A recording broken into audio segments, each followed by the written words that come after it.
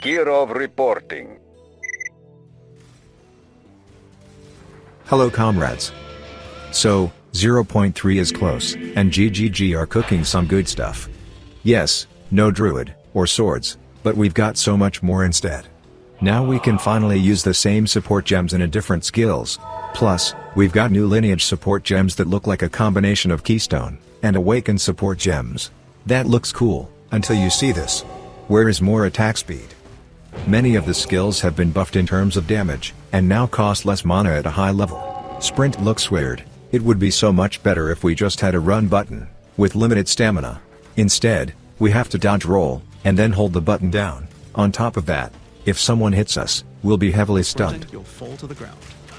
Evasion is still broken, especially with this new suppress-like mechanic. Evasion was the weakest of the three defenses, and we wanted to change that. Hold up, evasion was bad? Interesting. Armor should be better, with this new mod. However, the formula is still the same, which is kinda bad. Lower tier bosses now require less currency to summon. That's cool. And of course, new trading system, asynchronous trade. It's hands down the biggest change in PoE history. No more price fixers, busy people, spammers, or lowballers. It's all gone. We don't even need to invite a person anymore. So, knowledge of trade market prices becomes even more important. Craft changes are good, but not good enough. All those new essences, omens, and high-tier currencies are cool, but without Orb of Scouring, or alts, it's not gonna work. However, since we don't have to trade with people, buying bases will be 100 times faster, so maybe crafting has been saved after all. Some skills were buffed and some nerfed, and for some reason, strength melee skills have been annihilated. Giant's Blood, Smith of Kitava, and most mace skills have been nerfed. It was not in a good state during 0.2. And now it's even worse. Perhaps we're missing something, but it looks really strange. Act 4, Abyss 2.0, more maps, and even more class rebalance, all of those is good. But the thing is, endgame is pretty much the same. Same stupid towers, same dog layouts. So, the game is not fixed, but 0.3 is a step in a right direction, at least. So overall, the changes are really good. We're pretty excited to play PoE 2 again. Especially after horrible 0.2. Well, enough of this, let's get to the point of the video.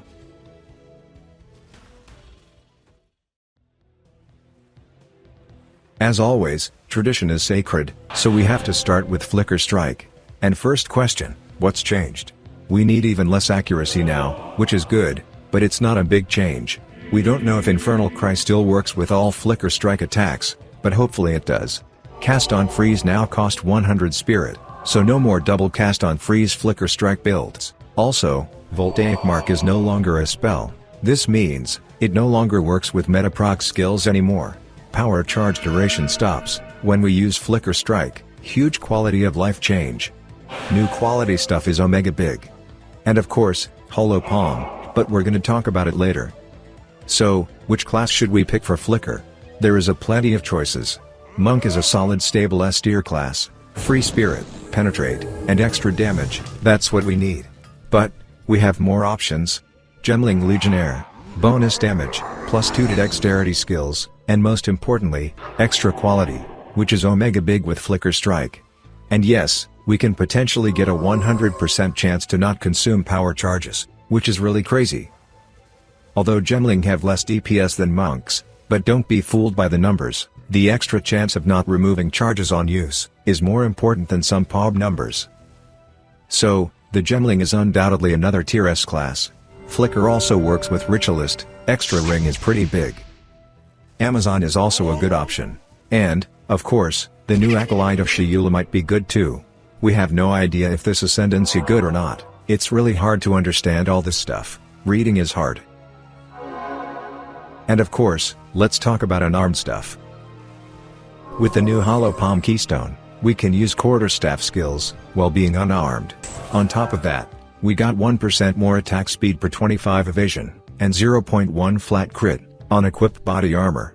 So, with really good evasion energy shield hybrid body armor, we can get 60 more attack speed, and about 6% flat critical chance, which is omega huge. Also, unarmed skills now have a 5% base critical chance. But is this better than using normal weapon? We don't know yet, we need updated POB first, at least. We could also use this new unique gloves, but are they better than Hands of Wisdom in action?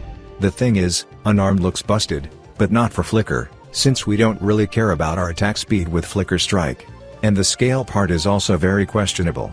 However, Flicker could still be our secondary skill, for teleporting around the map, and helping with our clear speed. So, yes, we will try Unarmed Flicker no matter what, since it's new thing. If it doesn't work out, we can always switch to the quarterstaff. What class should we choose? As we said before, Invoker or Gemling are solid options. But, Ritualist is also really good. Since we'll have problems with our flat damage scaling, an additional ring, 25% more bonuses from rings and amulets is big. But, you can start feeling the impact only with really high budget, keep that in mind. So Ritualist might even be better than Invoker with this build, since it's really hard to find enough flat damage without a weapon. Well, how are we going to sustain our power charges? The same way like in 0.2, Profane Ritual, this skill consume nearby corpses, and convert them into power charges. Against bosses, we will summon skeletons, and consume them with the Sacrifice Aura. But while clearing maps, we need something to trigger the Profane Ritual. We can use new meta gem, Cast on Elemental Ailment, which combines all three meta gems, Cast on Freeze, Shock, and Ignite. Or, good old Cast on Crit, that's what we use in 0.2. So, after all those yapping, what is our choice in 0.3? We're gonna try Gemling this time. Yes, it's risky, we start in the bottom of the tree, DPS compared to Invoker is lower, but, more quality sounds so juicy, we have to try it. And of course, the most important question is leveling.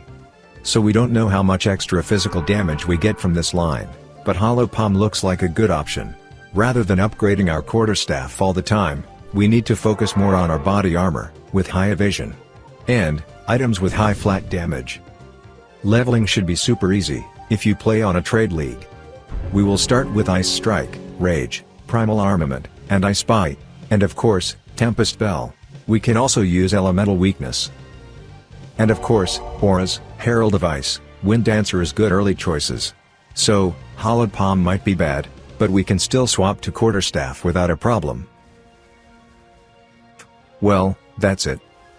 We're pretty excited to play PoE 2 again.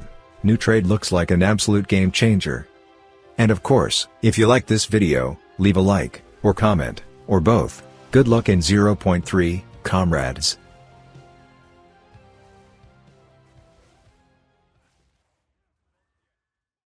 Yes, comrade.